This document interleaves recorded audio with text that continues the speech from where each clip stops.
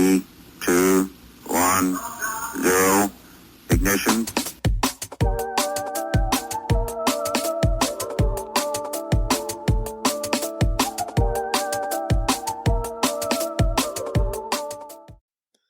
Good morning or evening, listeners, and welcome to another episode of Epic Encounters. I'm your host, Braylon, and this is my co-host, audience member, train conductor, pilot, Minecraft enthusiast, farmer, street pharmacist, and all-around human person, Matt. Oh yeah.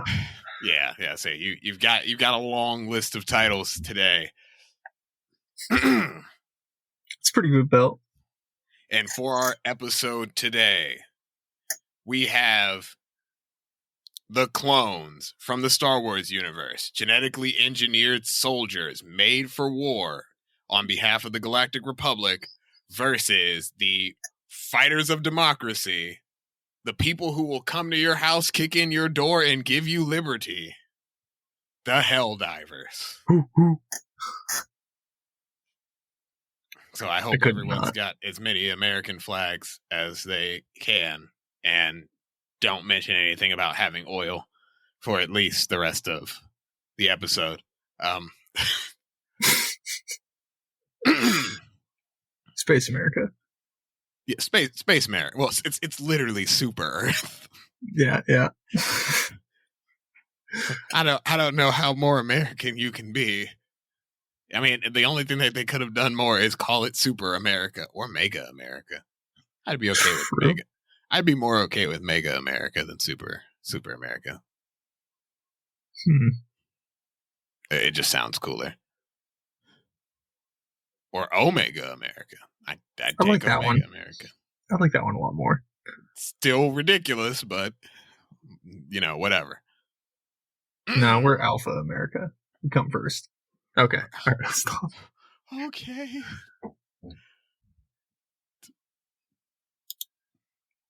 With that being said, we should get down into what the episode's going to be. So we're going to go over the weapons and equipment of each of the individual teams. It is a 5v5 with each group having a specific set of specialists, their leaders, heavy weapons coordinator, engineer, sniper, and then your standard rifleman, something put alongside there.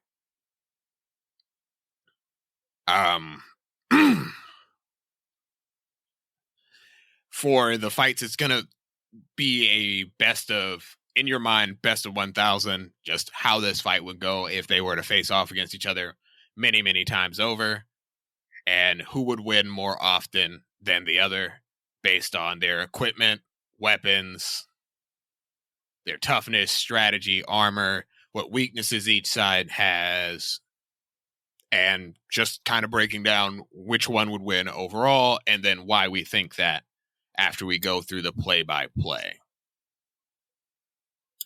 And at the end of the entire combat, we'll go over what we scored for everything and why we scored those things that way to kind of back up our choice.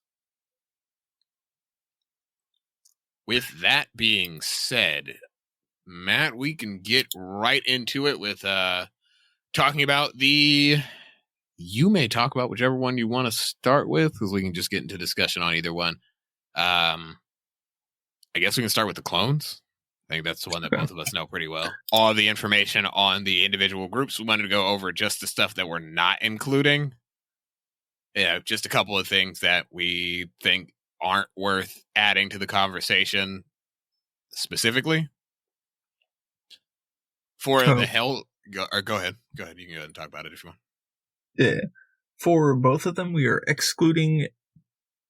not airdrops, we're excluding orbit to surface artillery. I'll say that, I guess. Yeah, that tanks, aerial support, all of the additional factors that you have. So Helldivers can't call in their air support. They can't call in assistance from anyone outside of the battle because it is meant to be one team versus the other in a fight to the death. if the moment you add in other factors, then we have to start comparing way more things in the scope of what we really want to talk about. And so it just gets very hard to measure. Yeah. I say we want to measure one squad versus one squad, not one squad plus their air support plus any kind of logistics they can throw in that doesn't help with us deciding which one we want to do. Plus the lint in your pocket. Yeah, and no pocket sand, no lint pockets. What? Wait a second. Why the hell am I even... Shut the hell up, Matt. Pocket sand and pocket lint ain't got nothing to do with this. Justice lint. All right. For anyone unfamiliar, starting with the clones, anyone unfamiliar with the clone troopers, they are the main force of the Galactic Republic in Star Wars. They are equipped to go around different planets throughout the galaxy and ensure something very similar to democracy, but bring people into the Republic or remove the CIS from those areas. The entire group is trained from birth after they've been cloned to be a fighting force that is second to none. They're trained by one of the best bounty hunters of the time period, which would be Jango Fett, to be effective to fight, and they're based off of him genetically, to be effective to fight pretty much any enemy, and all of their weapons and equipment and everything else are all made specifically for them, produced specifically for that tactic and that need. So everything, including their equipment, weapons, gear, armor, and their support vehicles were all made for them to be interchangeable and work with each other, which is why the clone fighting force in Star Wars is so effective. And moving on to the Helldivers really quickly, just to cover what they can and can't do, is the Helldivers are essentially a force of either conscripted or volunteer military forces that all join up together on behalf of Super Earth that are deployed to different planets and various places to secure democracy. AKA oil. Yeah. Oil, different planetary resources, and so on. They're playing very hard on that America trope. They focus on guerrilla warfare, hit and run, and then sometimes overwhelming localized force. And they fight various types of enemies, whether that be, I think, what is it, the collective, what are the damn bugs called? How did I forget the name of these guys already? They are... Oh man, I've been playing too many bug games. I keep wanting to say Tyranids. No, they're not Tyranids from Warhammer. That's a whole nother, not Helldiver, but a Hellscape.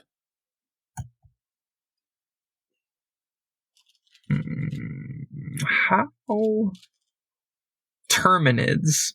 Terminids are the bugs in that situation. But yes, they fight against Terminids, Terminator-like robots from some planet. I can't remember what it is. And we'll get into that later. But they fight against various different enemies to secure different resources or spread democracy or liberate those resources from enemies that Super Earth deems problematic.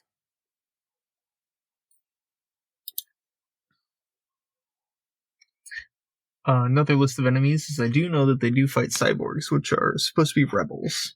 Yeah, those of are their the faction. robots that they stole the robots' planet. We don't like space communists here. Yeah. So if you're not a human and from Earth, they don't like you. A very straightforward, a very xenophobic view of the galaxy, which is fair enough, I guess. Scary place out there. Gotta power my ship. Yep. Scary place out there. Gotta power my ship. So you gotta die so I can get fuel from you. With that being said, I think that kind of covers the bulk of the things we can get into, or at least a brief little intro into things. We can get into a little bit of the breakdown of how each of the things work. Starting with the clone troopers. So we're going to go into the equipment. Each of the clones has their standard armor, which is this plastoid or plastic mixed armor that's sealed on the outside. It has a little undersuit and bodysuit in there that allows them to be in space for limited amounts of time, travel in various atmospheres and battlefields, as well as survive shrapnel and displace energy weapon attacks. Though, I think we discussed this, the armor is, and I know it'll come up as a question, the armor is decent against ballistics. Even though they primarily get shot by energy weapons, the armor is decent against ballistics. We'll cover that when we get to it. Yes, gunfire and so on. We'll cover it when we get to the discussion about how we think the battle will go. Going over quickly what clones are equipped with weapon-wise, we have the DC-15 blaster. Gotta actually slow down a little bit. Yeah, we have the DC-15 blaster, followed up by their RPS-6. Oh wait, yeah, heavy. Oh, in their heavy section, we have RPS-6 rocket launcher, followed by, oh man, the chain gun is not. Is it just called chain gun? I think it's the C6, but I'd have to double check on that one. There is a Z6 rotary blaster. Rotary I see cannon. it. Yep. Yeah. And then following that, we have... Oh, boy. Oh, I don't have my other one pulled up. I think that's all. I think that's everything. They have that, and then lastly, they have their thermal detonator and their droid poppers, which are their like special weapons, and some other ones that we will discuss further down when we're breaking down the comparison between the two weapons. But that's the standard stuff that we were going over. For the democracy corner. Yeah, for democracy, you have a mixture of before we even get any further than that, I had to slow down. I'm going a little faster than I really want to, and I'm getting a little confused. My bad. We could cut this section out, and then we can read a little bit about it if we need it to be a little longer. No, it's fine. I'm just moving I'm moving myself a little faster than I think I want to. I'll cut that part out. So I do want to keep the pace, but I want to slow down just a little bit so I'm not going too fast. Yeah. So for the, I think I have the, yes, okay. For the side of democracy, we have the AR-19 Liberator, essentially your fully automatic rifle with all your bells and whistles, scope, stock, everything else, and it's a bullpup rifle. For their heavy weapon, you have the MG94 machine gun. And for their anti-tank weapon, you have the RX-1 rail rifle. And then their special weapons are all of the various types of equipment that you can bring. If anyone's played Helldivers, you know that there's a massive array of special weapons, special items, grenades, bombs, different types of deployables, etc. that you can bring. So we can't cover every single last one of them, but we can cover a fair bit and go, all right, here's everything that they could possibly bring. And we won't talk about every single last one indefinitely for no reason, because that's pointless. All right. With that being said, we can go ahead and set up this this particular talk about the fight. I don't really have too much to say further. Yeah, we can just continue moving on. I'll cut out any of that extra shit. All right. With the next section to talk about is the battle itself, or the breakdown of the battle itself. All right. So, we're going to go ahead and get into the battle itself and discussing what in particular about each of the groups is important. And let's just start with we'll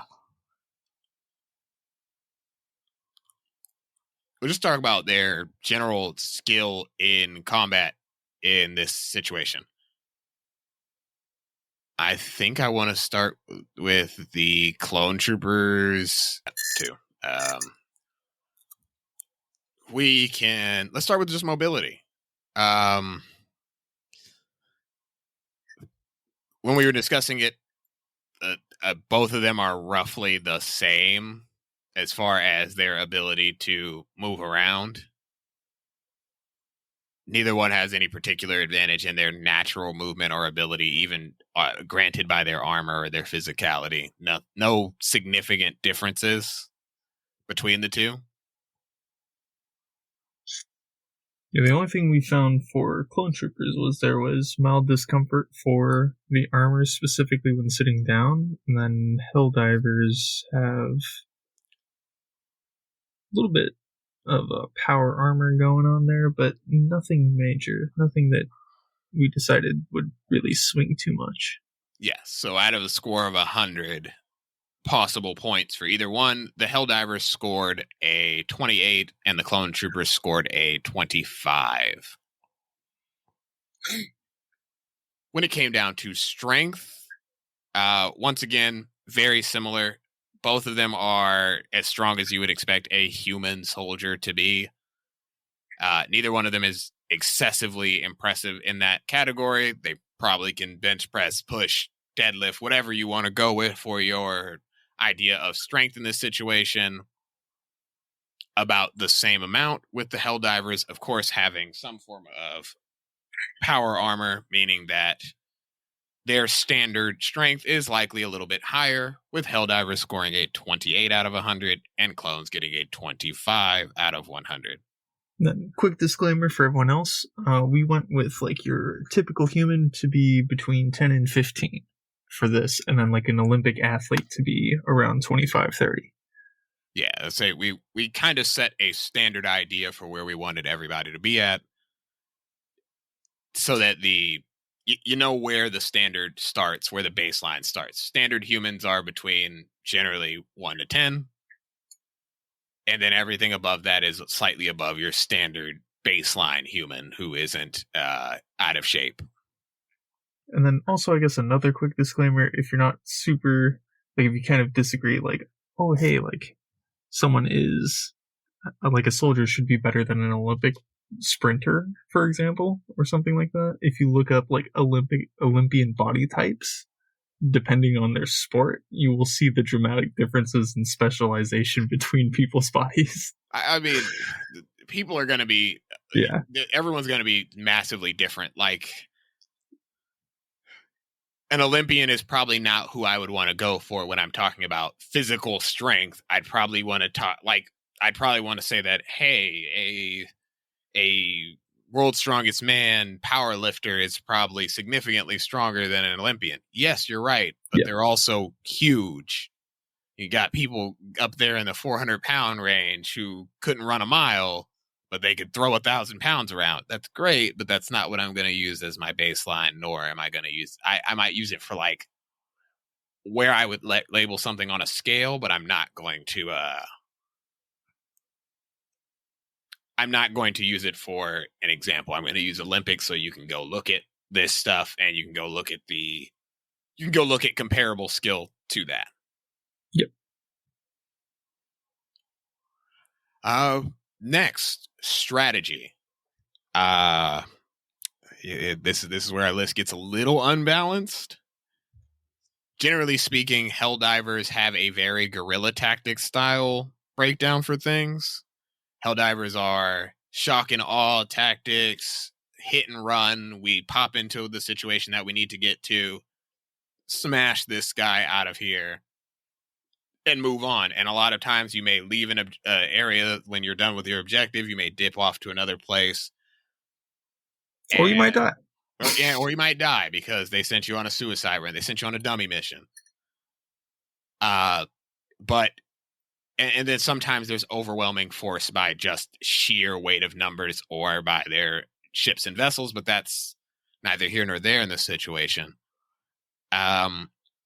We considered that their tactic style, while it is effective for their world and for their fights, generally speaking, the tactic used is rudimentary, and they don't really have any other major tactics that are mentioned. It's just kind of brute force everything. Then we move over to the clone troopers. While I do believe that clones in Star Wars are a little held back by the fact that they had Jedi generals at points who knew nothing about warfare and were very uneducated in the art of fighting these massive wars across an entire galaxy, the clones themselves had excellent tactics, excellent strategy. Once Order 66 was given, they were able to take out dozens, thousands of Jedi with just their tactics and surprise. Training from birth. Additionally, so they've been trained from birth, and additionally, the higher up on the clone trooper scale you go, the more the skill gets better and better and better. I would say that their current tactic level is very similar to modern day special forces and elite troops that we use. So very much all of the strategies that you would see in the modern day for SEAL teams, for Marines, for Rangers, for Green Berets, for even your British Special Forces and so on. So for when we went for gauging the points on their strategy and tactics, Helldivers were given a 15 for being, just essentially very basic, but better than typical your human person. We went with to the clone we went troopers. with average. Yeah, say went with just you above broke out average, there. and That's then your clone. my bad. Oh yeah, you're fine. But for Helldivers, we went with your average of 15, with clones getting a higher, much higher score of 52, because their strategy and overall tactics were so much better than Helldivers based on what you see based on the lore. Our justification for that, if anyone needs it, is it's hard to compare like your typical hyped up on democracy human versus the world's greatest bounty hunters clone times 5. Yeah. Well, in this case, times an army, but in our specific case, times 5. Yeah.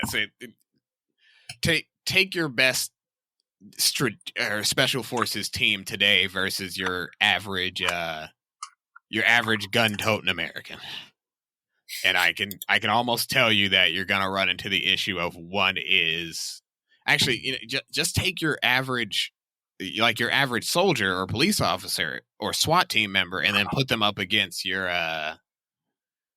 average special forces, your Navy SEALs, your SEAL Team 6 style dude, and there's going to be a massive difference in training experience, tactical acumen, everything. They're not going to be the same. They might be armed with the same shit, but not going to be the same. If you play paintball against SEAL Team 6, you're going to have a bad time and a lot of losses. That'd be kind of fun, though. I won't lie. I feel like I've already done that. I'll say if you could just be like, hey, can we play paintball with SEAL Team 6? If they're willing, that'd be fun, though. 100%. I'd do that. I'd pay to do that. It'd be over fast, and I wouldn't win, but it'd be fun. Oh, absolutely. I would do it. I would also do it. Oh, yeah. I'd travel and pay to do that. That would be fun. Surprised that's not a thing. Next, we're moving on to toughness. Matt, you can go ahead and talk about this one. It's not special. So toughness, in the left corner of democracy and liberty, we have a solid 18. Slightly above human, or slightly above average human. We decided to go with that because, well, you do have some training, and you are prepared to go to war and die for democracy. and apparently jump out of a spaceship and land. So, it takes something to do that. So we went with just a little bit above average. So we went with 18 for that. And then wait 1 second. also, yeah, go ahead. Wait 1 second. We're making sure it's reconnecting. Oh. It probably already recorded it because it does it on both sides, but it says trying to reconnect. Interesting. Okay. You can hear me though right now, right? Yeah, you sound fine. Yeah. You can just carry on. I'm done. It says that, but it's being weird. I don't care. Okay. And then in the right corner of the Republic, see what I did there? Right for Republic, left for Liberty. Easy. It's like it wrote itself. We also have another solid 18 because although they are engineered genetically and clones of one of the greatest bounty hunter of his time in Star Wars, they're still relatively normal and feel pain the same way. And they're all still human. So we went with an even 18 on both sides, just above the average.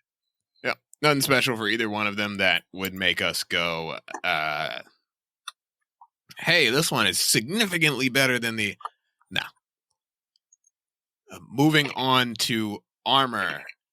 And for armor, this was one of those ones that this is another one that was very close for both of them.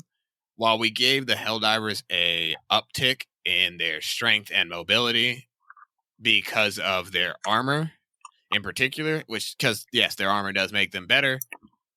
When it came down to their armor's actual survivability, the armor doesn't really speak much about how reliable it is. It is good against against small arms fire and shrapnel and so on, but without any of the customization that is added by individualization or so on by individual Helldivers.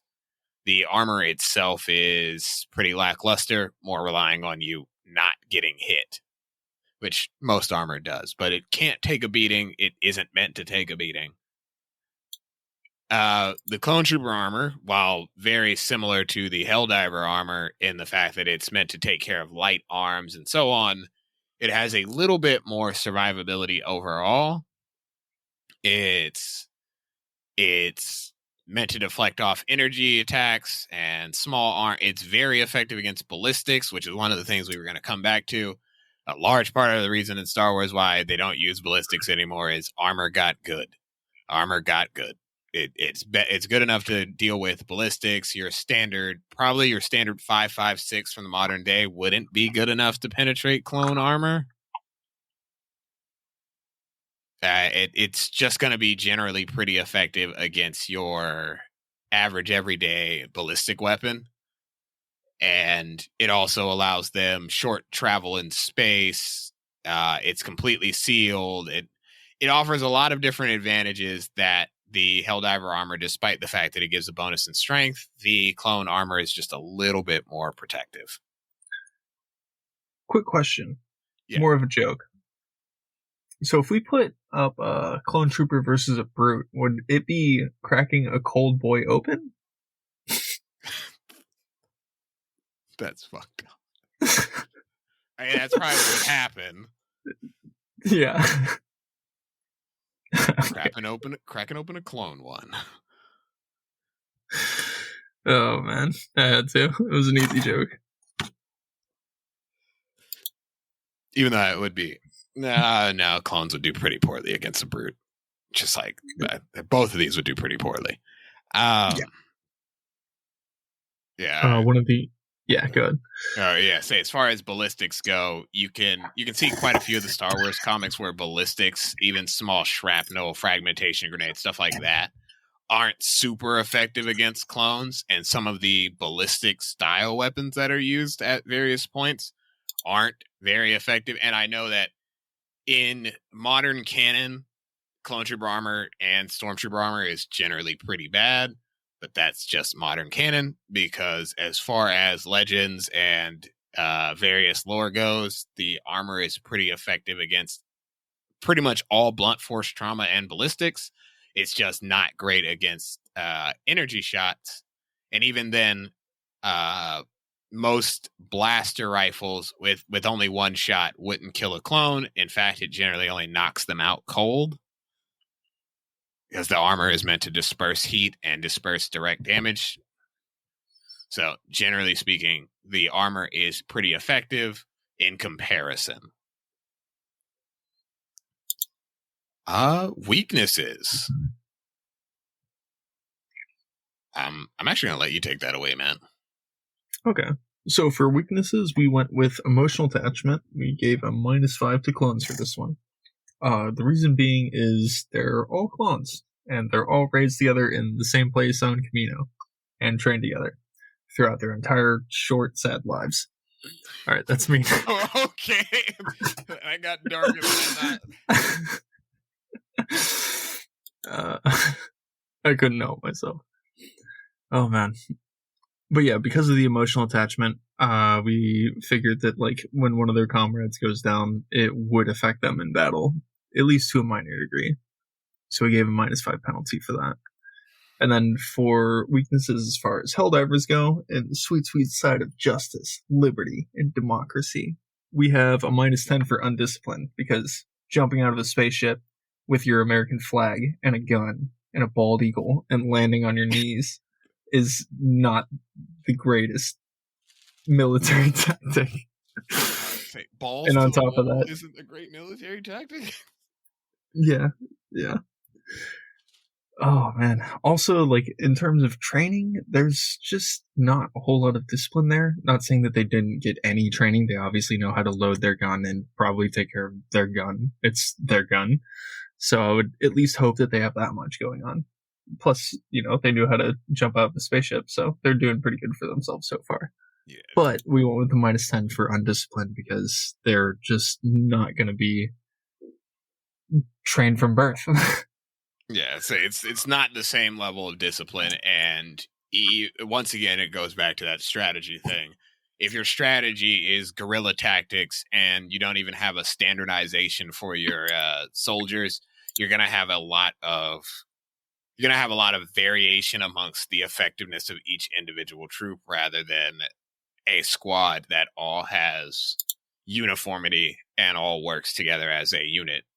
You're going to have a bunch of randomness, and that's kind of the thing for Helldivers in general. Which, going on to X Factors, we'll start immediately with the Helldivers thing, and that is one of their X Factors, which is their customization and individuality. They're not a uniform army of everyone being exactly the same. They are a more, I almost want to say militia style, like a civilian militia of sorts. They're essentially a private military that is state owned by the world. I don't know. That's a weird way to put it.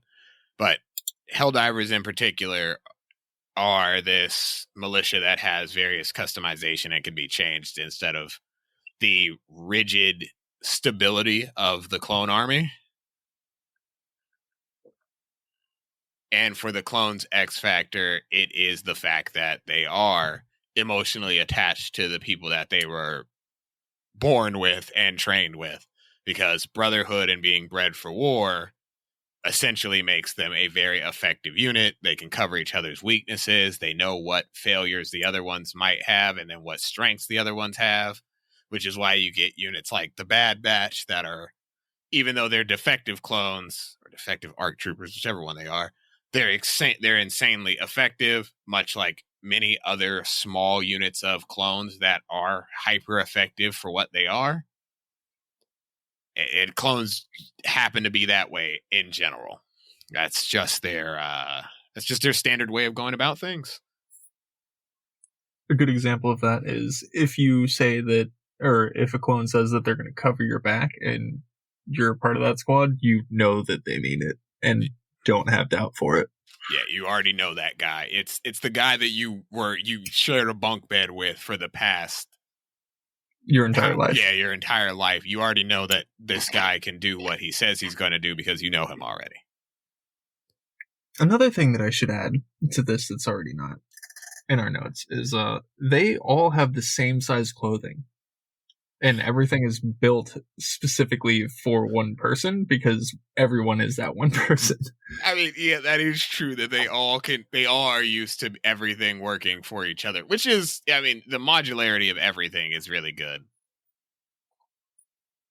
I mean, I'm not sure if that really is worth mentioning in X Factor, but it is kind of cool, I guess. I guess we just throw it in there as we move on to weapons, because I guess that's where it starts to matter. Yep. Let's start with the primary weapons. We're just going to give the scores on these ones instead of just talking about them. So, DC 15 versus the AR 19 Liberator. So, the clone DC 15 got a score of 30, and the Helldivers got a score of 15.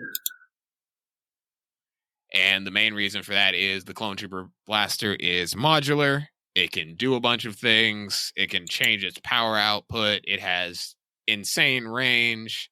It has no bullet drop. Its ammo capacity is variable, but they have a standard 500 rounds per magazine without needing to change.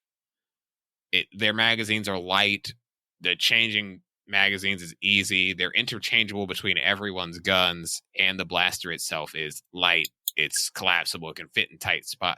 It's just a better gun overall, and it has a higher damage output because essentially one blaster shot might be the end of the fight in reality. Everything between your front and back. Yeah, and the blaster is at its highest setting is just powerful enough to, as we see with like droids and stuff, just punch through the droid in a single shot, as compared to a AR-15 or 19 in this case. It's gonna have, I think that it's based off of 7.26 or 7.25, whichever one, ammunition, which means it's not punching through the armor that's specifically good against small to medium arms as far as ballistics go. Armor to armor and weapon to weapon, the DC-15 is just better.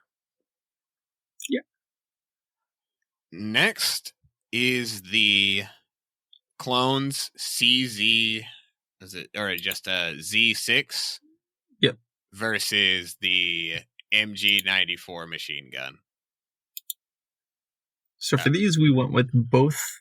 Well, actually, I'm not too sure about that. Is the chain gun standard?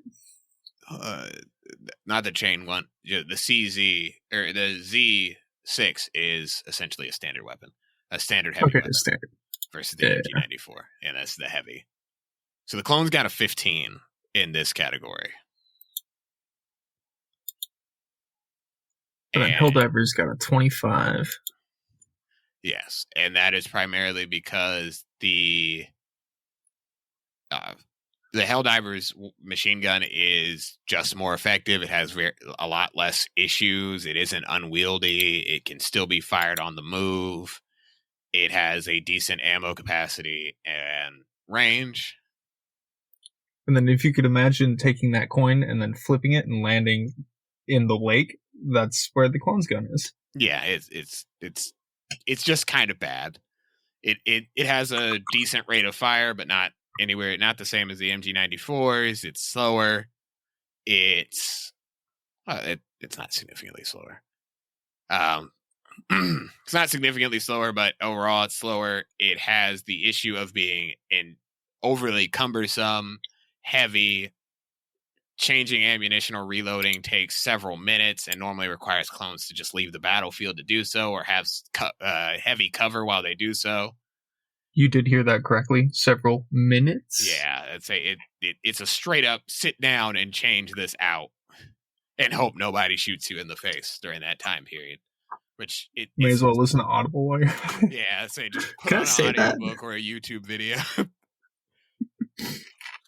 Watch or a couple better of YouTube listen to this. Yeah, or you can listen to a podcast while you change out the ammo for the weapon. It takes too long. It's just an ineffective and cumbersome weapon that limits the mobility of the clone significantly. And I would say that overall, it's probably not, other than covering its niche, it's not better than the standard DC-15. So the summary of this is the clone's chain gun is as effective as their lifeline. Yeah.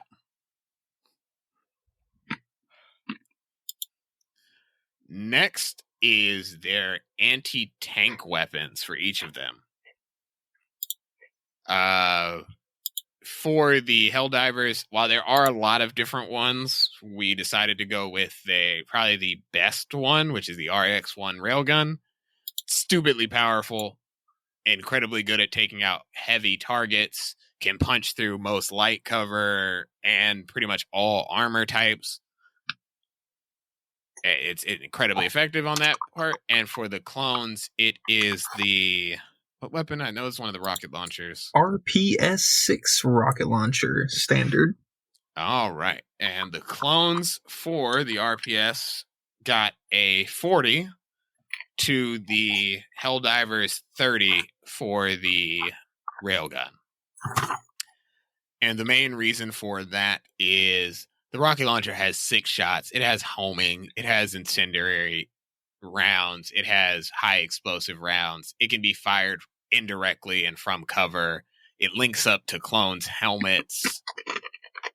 They're lightweight. The things aren't really big. They're no bigger than an RPG-7, and they're actually smaller than that. And they're particularly used for small vehicles, scout vehicles, or infantry.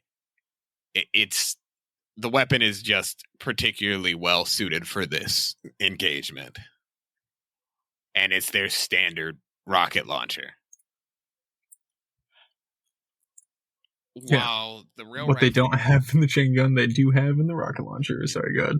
Yeah, no, absolutely. Because the chain gun is kind of a fail. The Z6 is a fail. But at least the rocket launcher makes up for that, and then some. While the rail rifle is good, and while we could use any of the other heavy weapons, we just thought the rail rifle particularly fit the label of a heavy weapon for tanks and vehicles very well. And while, yes, if we put tanks in here, the weapon would probably score much, much higher for this situation.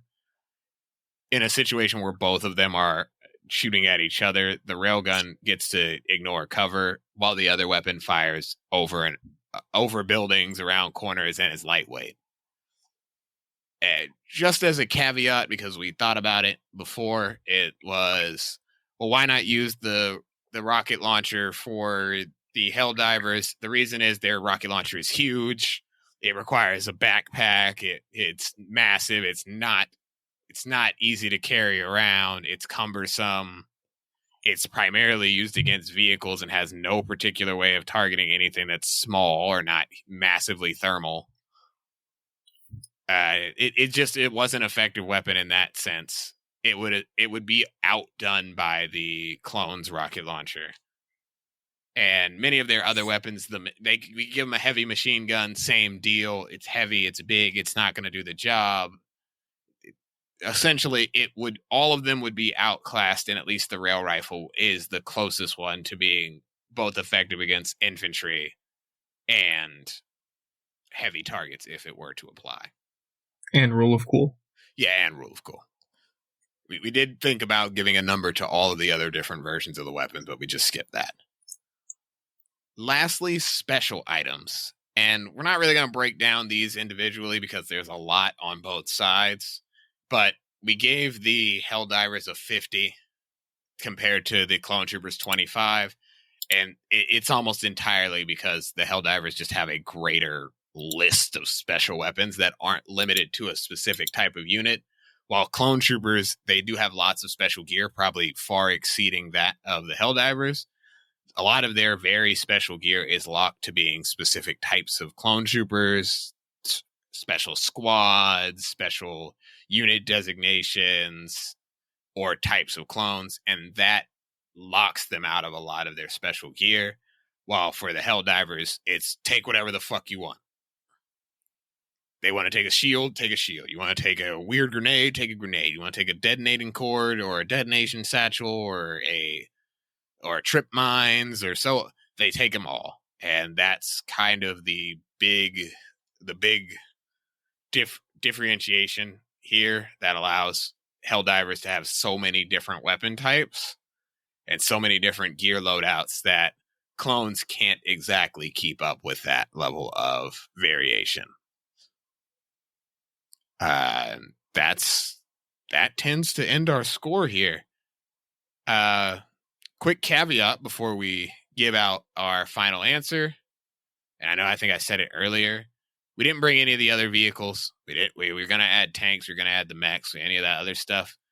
The reason why we left most of those out is we wanted to compare squad versus squad, not everything else, not tanks. And we thought that as soon as you added in the tanks or any of the vehicles, the battle quickly shifted in the clones' favor far faster.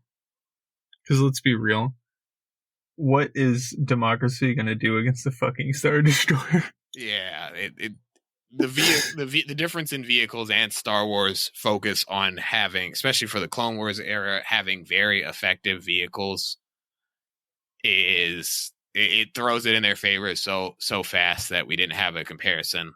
I didn't want to compare the mech to the Saber tank. I didn't want to watch. It's like, hey, do you want to watch a guy inside of a big metal box get cooked alive? Like you threw a can of beans in a microwave? Yeah, I didn't think so. And so we skipped that one. But moving on to the final score, it is Clone Troopers 247 to Helldivers 218. While X Factors may have shifted the score in either one's direction, overall, I think we can agree that clones would win this battle.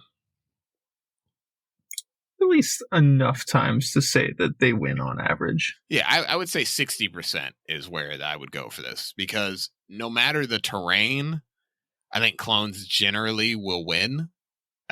Just better weapons for various terrain. Even with the Helldivers having like mostly heavy weapons, clones are fast, that they can aim from windows, they can do close quarters fighting in buildings.